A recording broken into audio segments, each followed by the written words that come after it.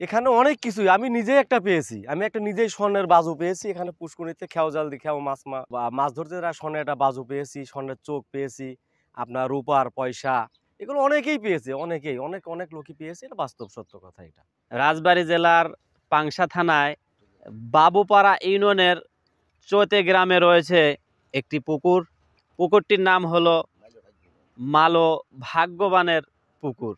আজকে আমি চলে এসেছি এই মালো ভাগ্যবানের যে পুকুর এর ইতিহাসের সন্ধানে।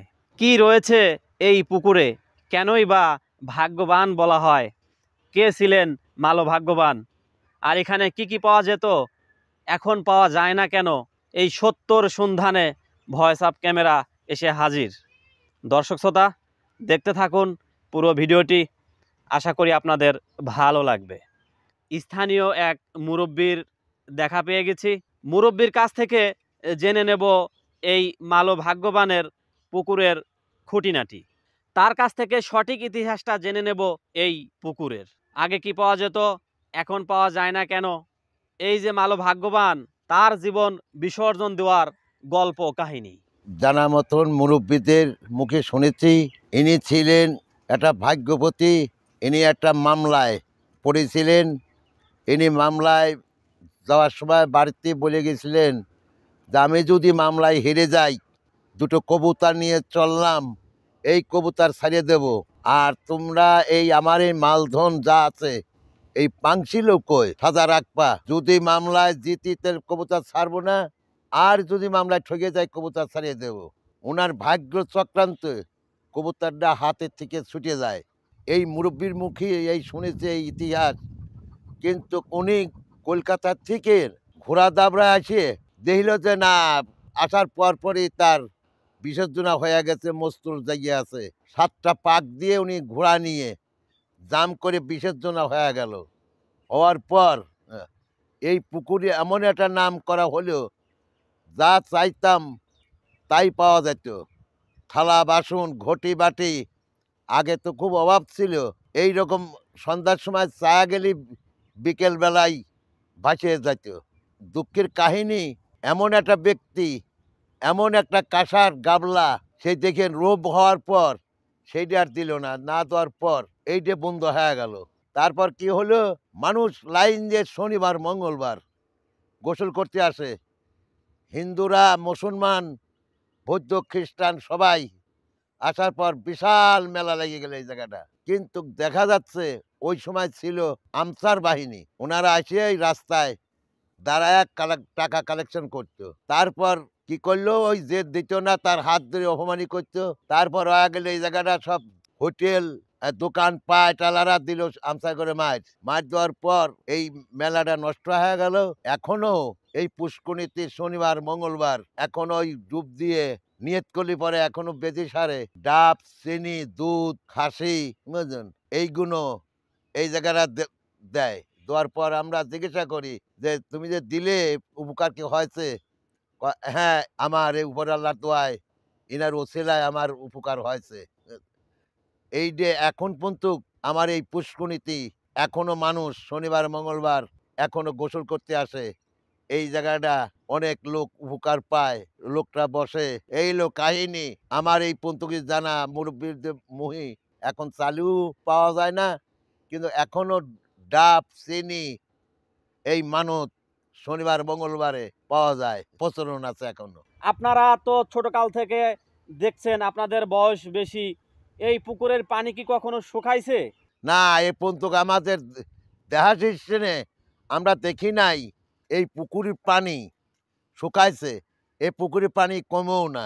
এর নিচে কি আছে কি না আছে আজও আমাদের অজানা। না, অজানা। এ পর্যন্ত আমরা কেউ জানিও না, জানতে পারিও নাই।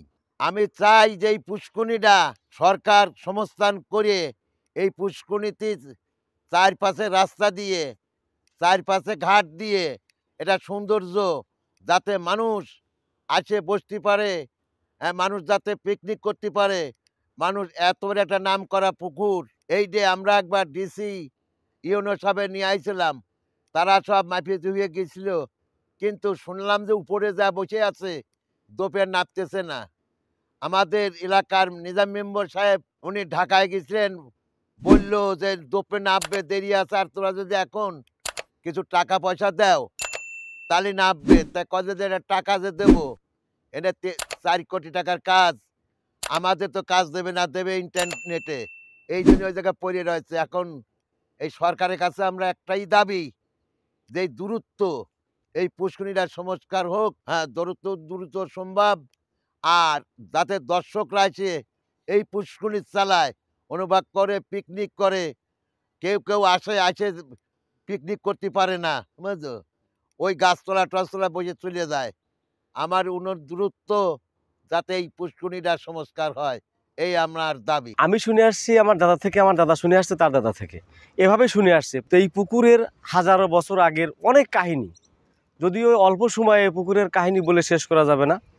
আমরা শুনে আসছি এই পুকুরে নাকি আজ থেকে 1000 বছর আগে এই গ্রামে কোনো অনুষ্ঠানে, বিয়ে, মুসলমানের অনুষ্ঠানে এখান থেকে জিনিস পাইয়ে দিত। সসম্যান, প্লেট, গ্লাস, এগুলো পুকুর থেকে এগুলা চাইলে নাকি দেওয়া হতো, আমাদের দাদা বলছে, এমনটাই বলছে। তো আমরাও ছোটো সময় দেখেছি এটা। ইন্ডিয়া থেকে লোক আসছে, যাদের বাচ্চা হয় না তারা এখানে মানত করছে সোনার চোখ। আমিও ছোটোর সময় 2টা চোখ পেয়েছি এই পুকুর থেকে, এবং বাতাসা দেওয়া হতো। আমরা কত না মজা করতাম ছোটোর সময় এই পুকুরের। এটা চির সত্য। এখানে অনেক কিছুই আমি নিজেই একটা পেয়েছি, আমি একটা নিজেই স্বর্ণের বাজু পেয়েছি এখানে পুষ্করিণীতে। খেয়াও জাল দিয়ে খেয়াও মাছ ধরতে, এটাই আমাদের বাড়ি। তো মাছ ধরতে স্বর্ণের একটা বাজু পেয়েছি, স্বর্ণের চোখ পেয়েছি, আপনার রূপার পয়সা, এগুলো অনেকেই পেয়েছে, অনেক লোকই পেয়েছে। এটা বাস্তব সত্য কথা। এটা বাবা শোনো, কি বলবো এই পুকুরির কাহিনী, এই পুকুরির কাহিনী নিয়ে কবিতা হয়েছে, অষ্টগান হয়েছে, আমরা বিভিন্ন জায়গায় এই অষ্টগান শুনেছি।